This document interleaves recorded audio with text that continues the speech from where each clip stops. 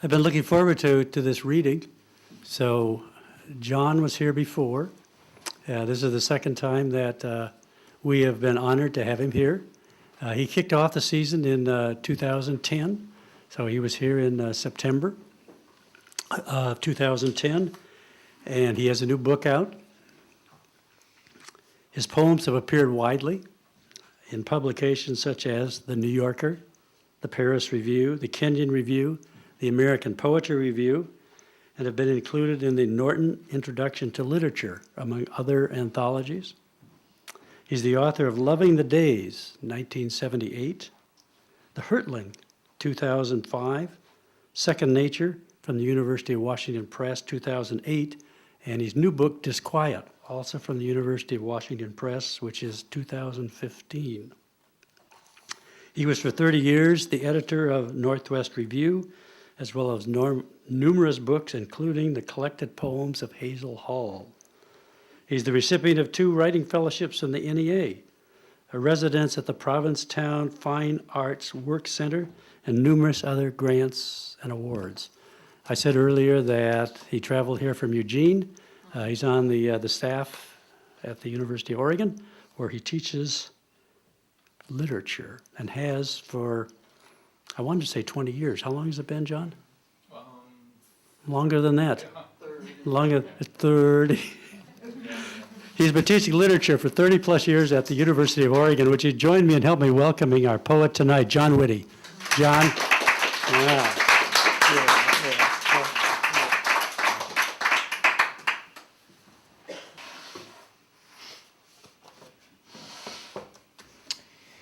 So I know it's redundant, but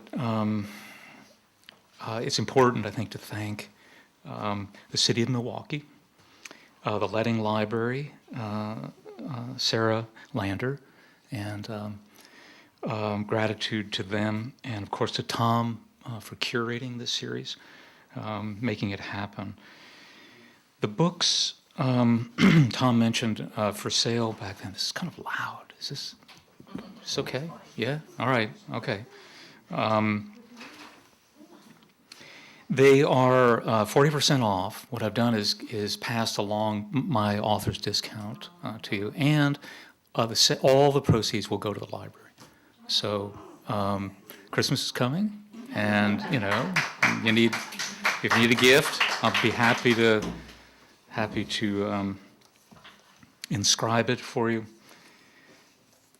I'm going to read. Let's see what I'm going to read. A small sampling of poems from Second Nature, and a somewhat more substantial sampling from Disquiet, a little survey of that book, and then some new poems, and hopefully wrap this up in 45 minutes, something like that. Let's see, the first poems I'd like to read have a will have a musical theme, which I think you'll see. I've tried to organize these poems in a somewhat thematic way. That I find with readings that they tend to the poems tend to kind of disperse somehow. They don't cohere in a way that's useful. So I've tried to pick poems that have thematic similarities and some cohesion. The first is actually doesn't have any of that. This poem is just simply, I thought it'd be an interesting introductory poem. It's about a truck. It's about a truck belonging to a neighbor of ours. And as you'll see, it is a kind of a reworking or a reimagination of Ezekiel's vision of the heavenly chariot. Very bizarre, very trippy, if you know the Old Testament. And so I've kind of brought it down to earth a little bit. And these poems are written in triplets, and a very short first line, a medium-length second line, a very long third line. So they have what I hope is a sort of whiplash effect. and I'll try to read those line breaks. I shall now praise my neighbor's truck, crouched on its slab, black and metallic candy apple red, emblazoned with chevrons and swashes of gold. His only chariot, why shouldn't he treasure it glistening like unto the color of beryl, the mirrored grillwork and fog lights on the roof, the little trumpets of Annunciation, the leaping trout and bull elk, the eagle airbrushed wheeling over a mountain lake. Who can tell the shape a dream might take?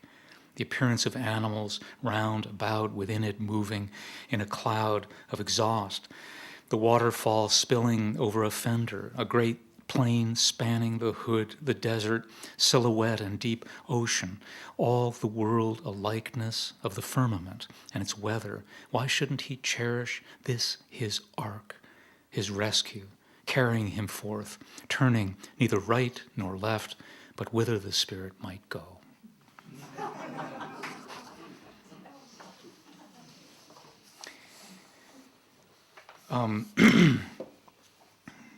Paul Ann has a wonderful portrait of Janis Joplin in her house, and I knew we were going to get along when I saw that. I'm a great admirer of her. This poem is about what I believe, a bootleg tape, and I believe it's the earliest recording. Is that correct grammatically? The recording of her at her youngest singing, it's called the typewriter tape. You can access this. She was around 16, maybe 15, and it's killer. It's she's in Texas then. yeah, it's amazing. It's wonderful, but it's just on a little reel-to-reel, I imagine, in the kitchen, and there's noise, all kinds of noises going on around, of the friends and commotion, dogs, and so on. Hit play, and your injured voice goes on without you sweeping along the debris of memory nowhere more than here on this bootleg tape laid down in the crowded apartment. You are present, raw, inevitable, not yet drunk, but on your way. A wavery blue wall of noise crashing from the amps. It doesn't matter. The phone ringing, the dog barking while you sing through the daily sounds of who we were, a distant siren, a typewriter in the next room, someone pecking out the letters, writing a paper. We were students.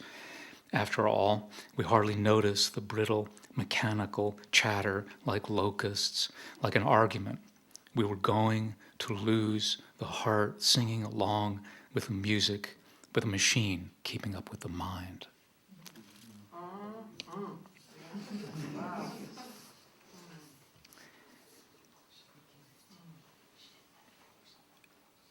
Apparition. Music of voices on the street, music in the form of oranges or kisses. It could happen to anyone. A middle-aged man stumbles on the walk ahead of me, spilling his paper bag of clamps, glue, and screws. He must be going home to fix something, whatever it was he touched and broke. He looks up, and I see it's my dead friend. But how can that be? I help him stand and straighten his rumpled clothes, his cheeks ashen, creased, raspy, traffic, music, or is it the greasy throb of work, turbines braying in the sky, spirits in flight? He's been gone so long, he's changed, which is only to be expected. His coat, silky, glimmering, who used to find his clothes in the free box. And he's calmer, almost peaceful now, who used to hurl curses, stoning the police, awash in hate and love and terror. Wan, polite, he waits for the light to change, his hand beginning to twist, who used to gnash, who used to burn and burn. So that's second nature.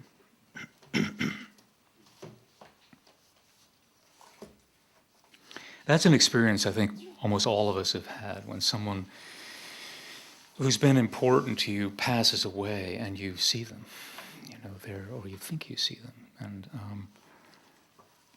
that seems to be an almost universal experience. Here's the poem that you have the little broadside of, Kinglet. And this is a, as I said, I've grouped these in certain, to reflect certain thematic cohesion themes, and but I haven't gotten the seasons down, and so these are not. This one is a little out of season, as and others will be. This is a springtime poem, Kinglet, and I'm really glad you have the the little broadside, because it allows you to see, those of you who have it, to see that these poems are what we call center margined. They're symmetrical on a central axis.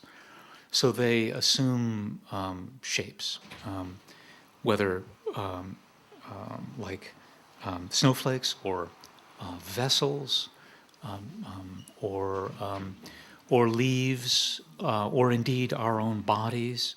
We call this bilateral symmetry in nature. So they have I hope, an organic form.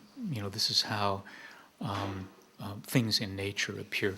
Thoreau once said something very useful about poetry, and I think in response to people who thought too hard about poetry. He said, you should come upon a poem the way you come upon a leaf lying on the ground. You don't ask, what is it, or what does it mean? You know exactly what it is. So these poems are somewhat leaf-shaped as well.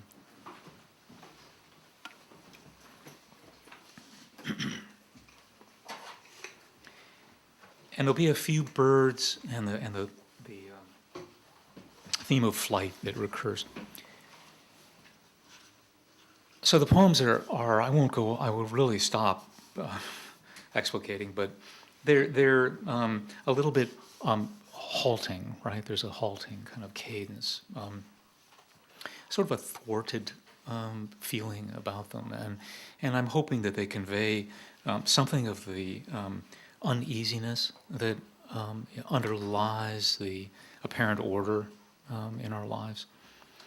Kinglet, a smoke gray snippet, flicking mist from the madrone. We had forgotten it, zipping through the limbs, huddled inside all winter, its brisk swagger ramping and sizzling, freaked, flashing its tiny gold crown, as if to say, see how in love we are, how brief, how fitfully burning.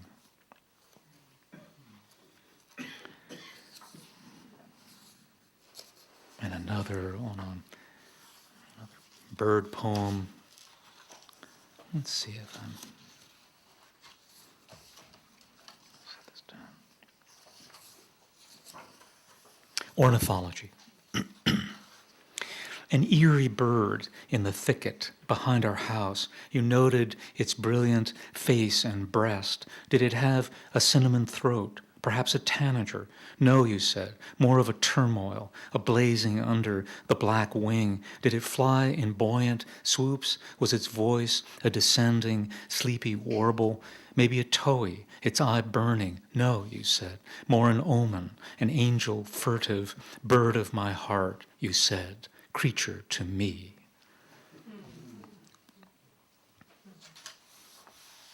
Nest. Restless, the sparrow gathers. Excuse me.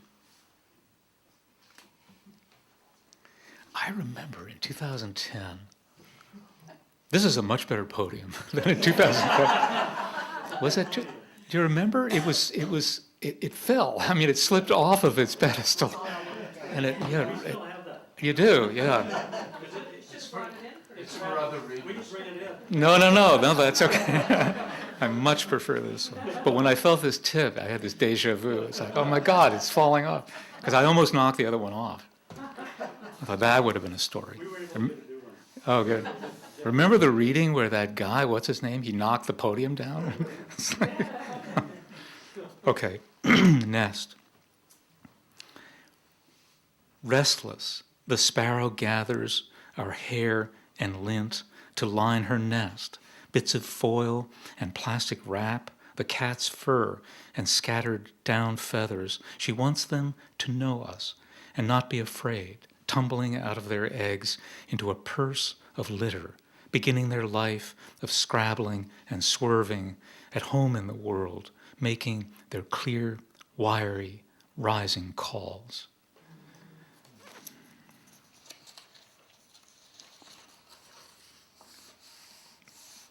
We have cats and they're shedding all the time. And it always struck me as rather amazing that the birds would gather the shed fur of the cat, their obvious enemy, predator, and line their nest. Bumblebee, another flighted creature.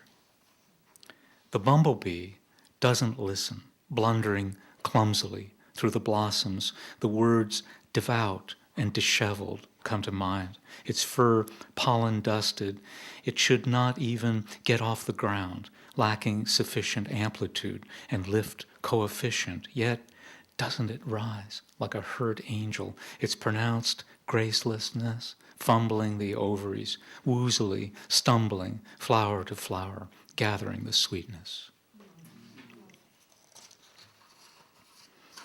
You probably know that the scientists and aeronautical engineers determined that the bumblebee could not fly. It should not be able to fly. It does pretty well.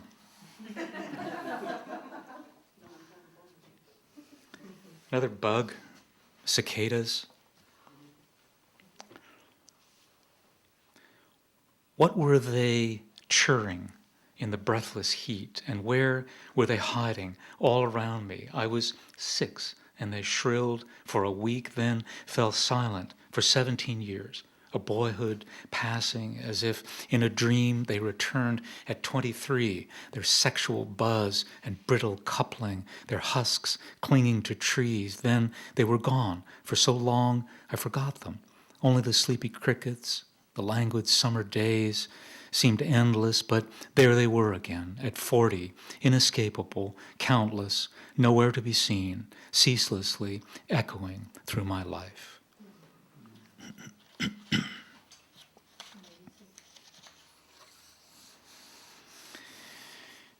And this is another, another probably universal experience. We don't get to do this as adults, but when you were a kid, and you put your hand out the window of the car, right? And you kind of cup the air. You've all done that, right? Wind. Was that me, my hand cupped out the car window, catching the wind? Was that when I learned how nothing feels like something? A river surging, the memory of childhood spilling into and out of my hand, how something, a lifetime racing past, the swelling of joy and grief feels like nothing.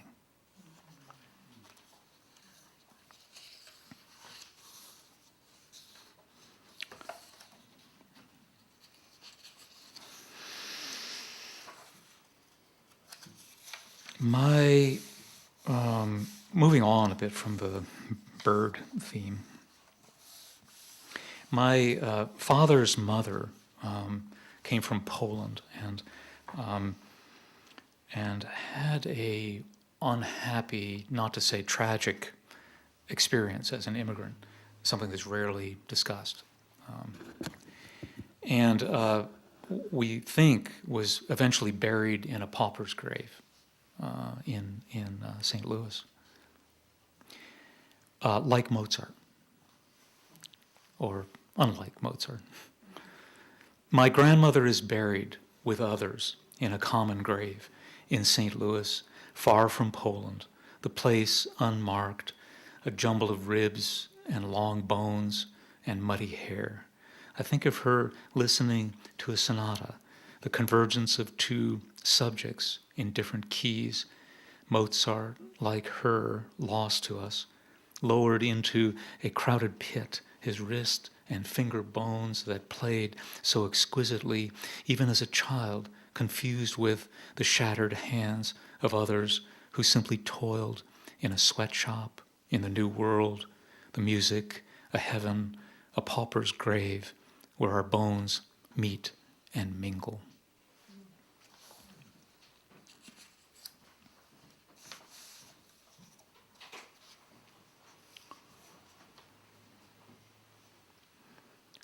Instead, I went to the pond, drawn by the dark tons of water, and looked for a sign of your passing.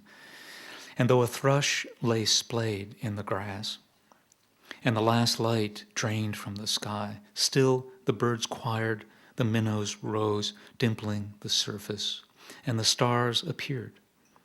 It wasn't that I'd forgotten you and your funny mannerisms, but the world had already moved on, its joy undiminished, and the crow, a darkness, opening its arms and flying away, was only a crow.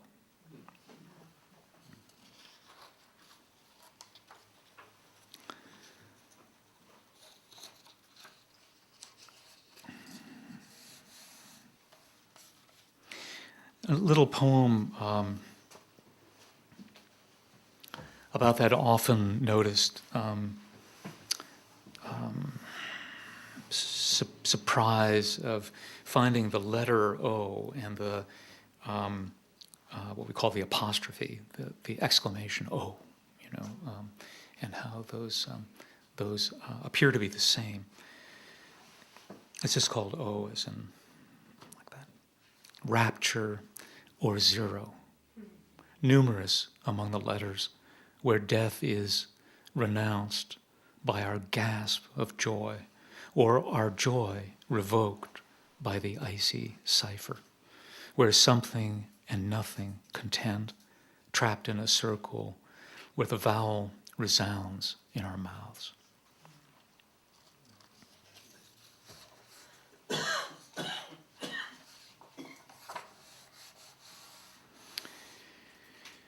And finally, returning to the flight theme, butterfly.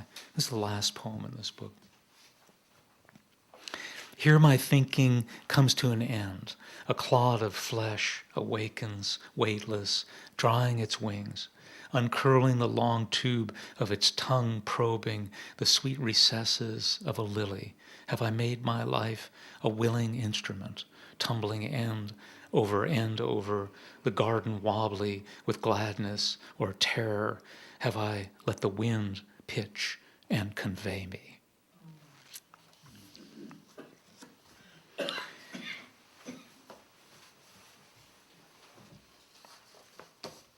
So, the new work, I seem to be, a lot of poets,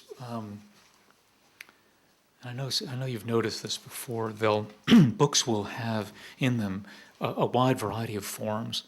It almost seems to be required of a poet to kind of exercise all the formal possibilities in a book, and that's never really appealed to me. I've always found that kind of distracting or something. And so what I've done is to write entire books in one form, basically, and just completely exhaust the possibilities of that form. So triplets and second nature, and these, what my friend, the critic Valerie Trueblood, described as Japanese lanterns, paper lanterns with a candle in them, in these poems in Disquiet. And these new poems are from a book called All That Matters Now, and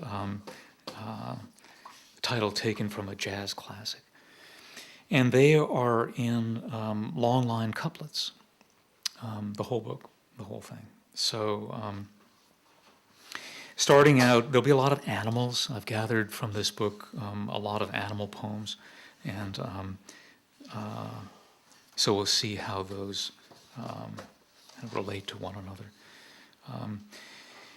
And the first is a spring poem, and a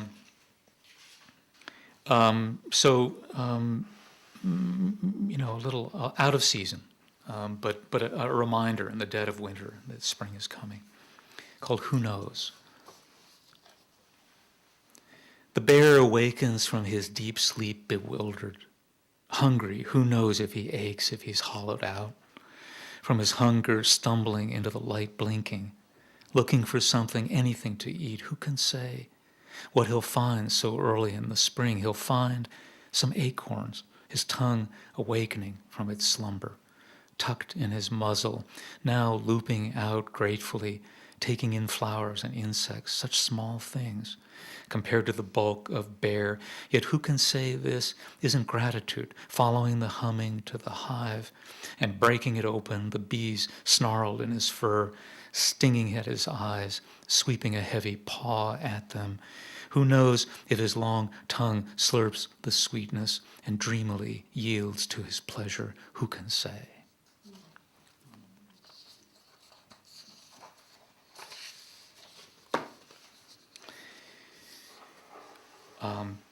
A number of poems about childhood, children and childhood at the beginning of this book. This being one of my, not my earliest memory, but one of my very earliest memories of being in the grocery store with my mother and us being separated, called The Hymn. And this is a seasonal poem. This is a Christmas poem, okay? Christmas, Hanukkah. She's frazzled your mother, she's had it with the holidays. The crowds and traffic, she's tired. Who wouldn't be absent-minded in the long aisles of food? She has left you behind. It isn't a question of love. You hold the manager's hand and go searching for her down which aisle, distracted by the bright packaging and extravagant claims. Where is she? Far away, remembering her life before you. She was brisk and facetious. Then everything changed. Her body changed. And there you were, grasping the hem of her dress for dear life, making your way together down the aisles of food.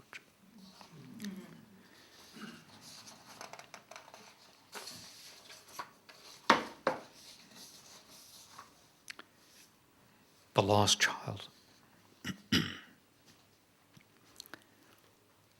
Imagine your relief to learn the child was found and reunited with his mother. Now you can breathe. Again, it was a scare, wasn't it? The receptionists and nurses fanning out through the hospital where you'd come for your diagnosis, trying not to panic.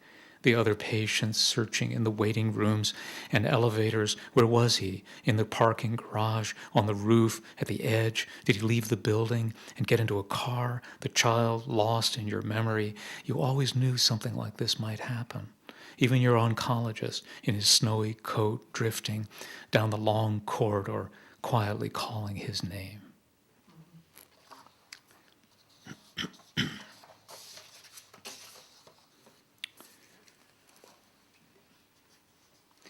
So as promised, a lot of animals. This one is about ants.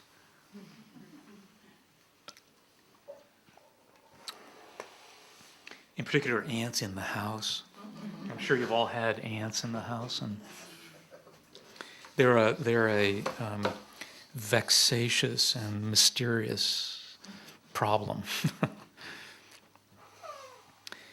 The ants return while we sleep, crawling in long black lines, boiling out of the wall clock. They appalled us, so we poisoned the nest and erased their mystic roads. But some survived, then more, darkening the honey jar, resuming their inaudible chatter, devoted as we are not to one another and the sweet world they can see, molecules, carrying grain by grain the glad tidings of life in abundance, just not the life we wanted.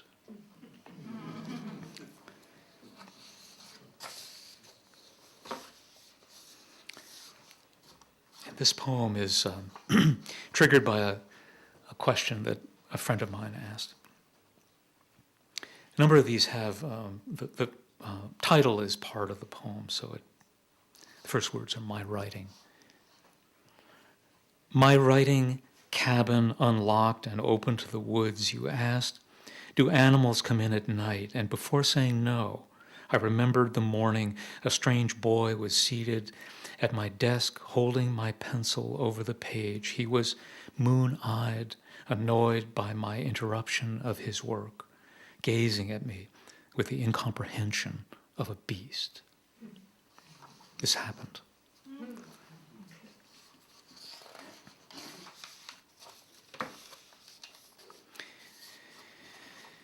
You've probably heard of strange experiments with animals, trying to communicate with animals, and I think reflecting a deep-seated, basic human curiosity about these other consciousnesses, other species. Chimp.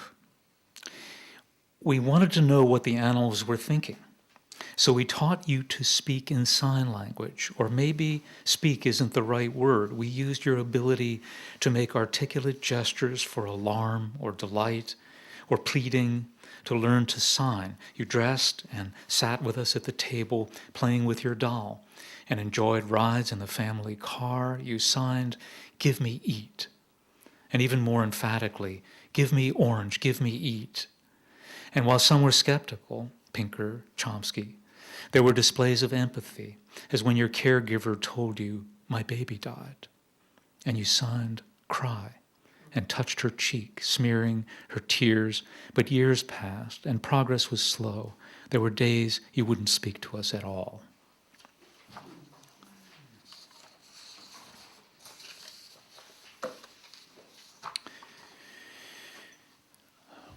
Another poem based on a true story.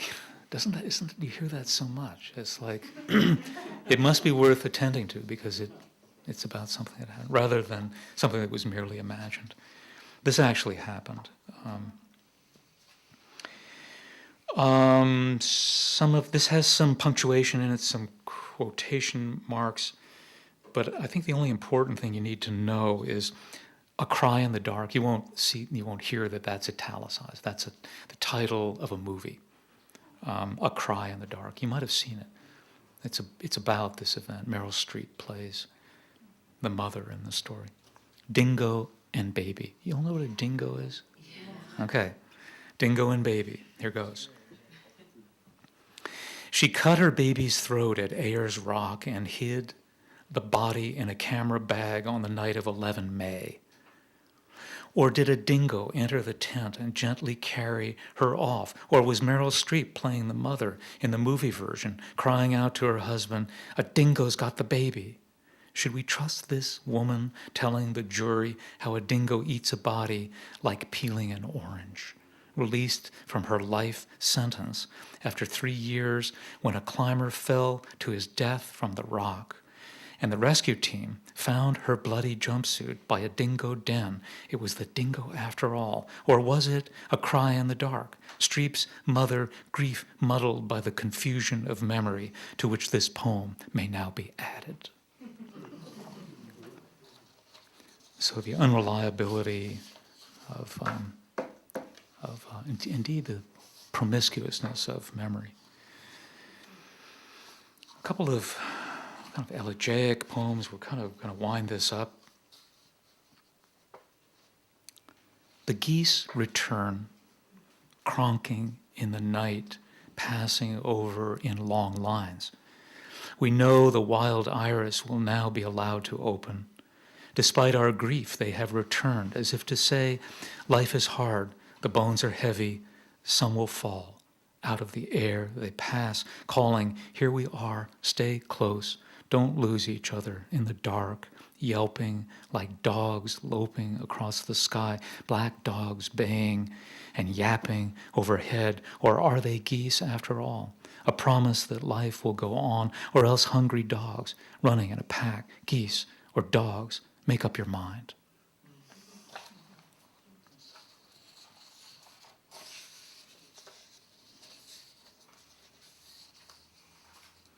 And this is a little homage, elegy to my sister who passed away not long ago. Signs. It's doing it again, Tom. Like it keeps you alert. Casters, right? I think you tend to grasp onto something, when you're reading it. Signs. We know better, of course. We know the magnolia is simply letting go its petals. We know the flower is done. We get it. We understand. It isn't about you. This silence at the other end isn't you calling us, trying to get through, and yet the heart bunches up, a robin slamming into the window we take as a sign. This bird from our childhood trying to break through. Sure, we know it's just a bird, just the rain falling. It's just a wrong number. It happens all the time. This confused silence at the end of the line.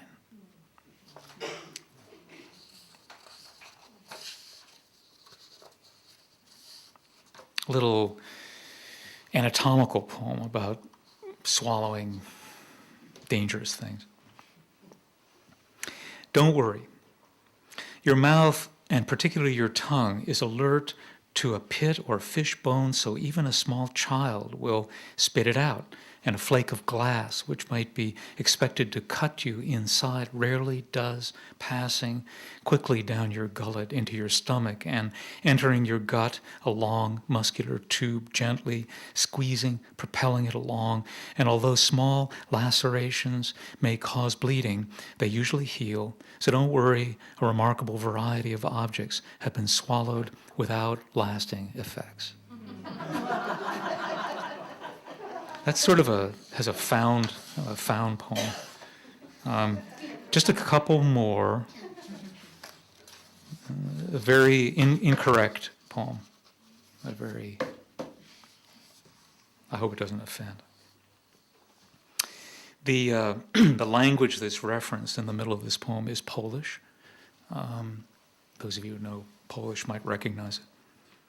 The language of love. It's stereotyping, but what the hell? You know? Stereotypes always have a basis in truth, or they wouldn't be stereotypes, right? Hungry for her, words are not necessary, just touch, lust, release. But for her, it's, whoa, slow down, Jack. There's more to this than meets the eye. He sees the way is windy and left-handed with no promise of payday. He needs to walk beside her and learn a new phonetically rich language with 10 vowels, 35 consonants, and 3 genders. He needs to meet her father, guarded, siblings, and erratic friends. She wants to know how he is with children. After all, he's packed and anxious, about to embark without a map. She seems to know the way. He loves her company, hangs on her every word, and worships the ground. But will they arrive? Will she finally open her arms and murmur, "Okay, big boy, ring my bell"?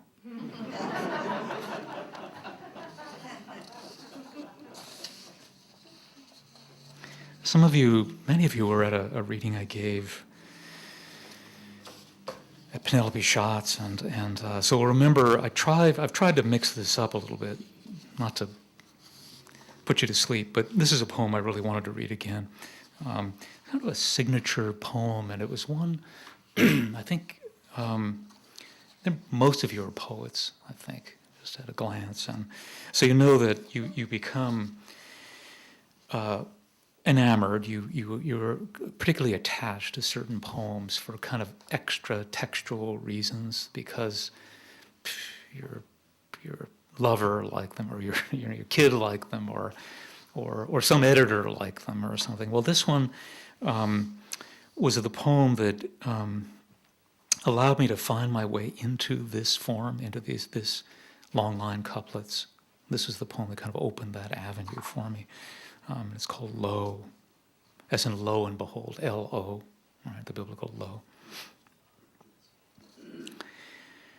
We come in time to know the meaning of beauty. A toad steps out of the woodpile, blotched, bunched, and warty, casting his watery eyes over the world. It isn't easy to change our way of thinking, is it, finding beauty? Even here, under a log, the plump toad stepping forth with the majestic solemnity of a prince who appears at twilight, his flute-like voice calling his mate, who flings out his sticky tongue to snatch and gulp, a bug, bloated, bow-legged, club-footed. You want ugly? The inventions of men are ugly, travesties in the sense of clumsy or grotesque imitations of nature. It isn't easy to change our way of thinking, is it? Yet we come to know the meaning of beauty. We kneel on the earth for a better look, and the Lord cometh.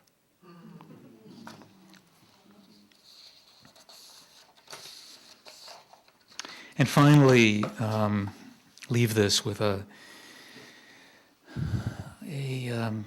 reminder of the inadequacy of language and of poetry. A poem called Poetry. Not words again, not the hydraulic crunching. Let me start that again. I missed that word. Not words again, the hydraulic crunching and creaking of words, just this pearly light on the waves. What else can we say? The dawn light gleaming on the waves, not this blunt fixation of words, not sublime or unforgettable, but fleeting. The light gleaming, as I said, the waves rolling toward us over the ocean. Can we be quiet now and watch? Can we go back and start again before words?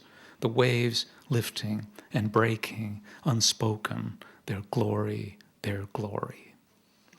Thank you so much.